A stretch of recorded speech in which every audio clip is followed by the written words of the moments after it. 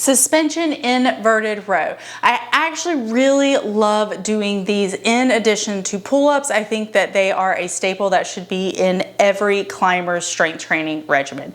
What we want to remember about these is that there are several parts to them that are going to make them super beneficial for you versus feeling not so great.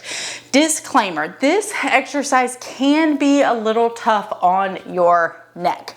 I'm going to teach you all the things to take tension out of your neck, but just note that they are one of the harder exercises that I found that really kind of tend to put some tension in my neck. If that is you, just keep that in mind when you're doing this exercise. All right, so to get set up for this, make sure you understand that the closer your chest is to right underneath your anchor point, the more difficult this will be. That means that if your sternum is directly underneath your anchor point, your back is going to be completely parallel to the ground. So it's going to be like a railroad track from your spine and the floor. Now, as we get at increasing angles and a little less horizontal, the intensity of the exercise decreases the more vertical that we are. So I'm going to show you in a fully horizontal position, but the exact same principles and details apply as you would move into more vertical positions. So I want to make sure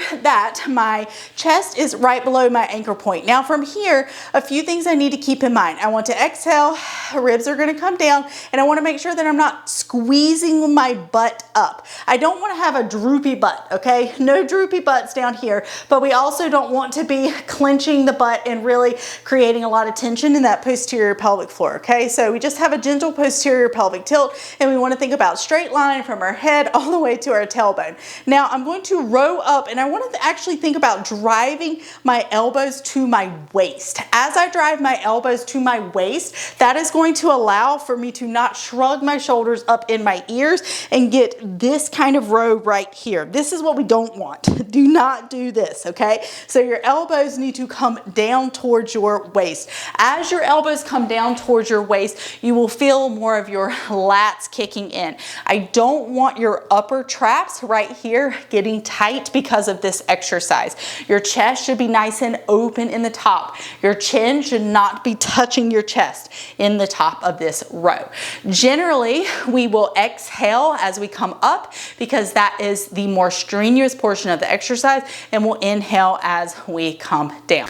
As you start to fatigue in this exercise, you will probably want to lead with your head and pull more up with your shoulders. Try to avoid that if you can, because that's what causes a lot of the tension in the upper traps. So even if you're starting to fatigue, just kind of using some half ranges of motion can be really nice, and thinking again about driving those elbows down towards your waist, okay? The more you drive the elbows towards your waist as you pull up, you'll notice that you're able to keep the pull of this exercise out of those upper traps.